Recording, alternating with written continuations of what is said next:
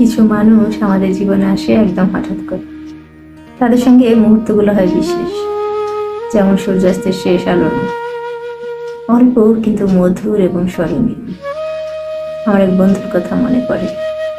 সে এমন একজন ছিল যে কোনো সময় পাশে থাকার কথা, কিন্তু হঠাৎ একদিন সে দূরে সরে গেল। কারণ জীবনের চাপে, ভুল বোঝাবুঝিতে কিংবা সময়ের স্বার্থে। আমি আজও জানি না। তারপর আমি চেষ্টা করেছিলাম তাকে ফেরানোর, কিন্তু বুঝলাম কেউ যদি নিজে না চায় তাকে ফিরিয়ে আনা যায় না।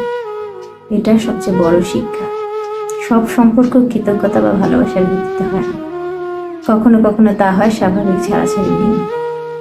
হারানোর এই কষ্ট সবচেয়ে বড় হয় যখন তুমি জানো তুমি চেষ্টা করেছো কিন্তু তবুও কিছুই হয়নি।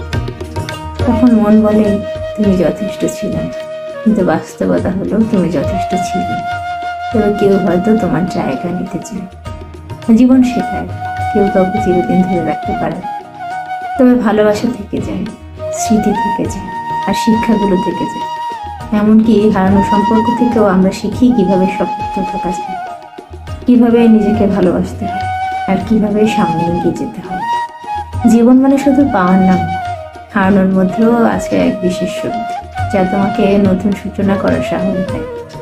তাই আজ যারা তোমার পাশে নেই তাদের জন্য কষ্ট করো না, তাদের স্মৃতিকে ভালোবাসো, নিজেকে ভালোবাসার সামনে এগিয়ে যাও। কারণ জীবনের সবচেয়ে বড় রহস্য প্রতি হারানোর শেষে হয় নতুন কোনো কিছু পাওয়া।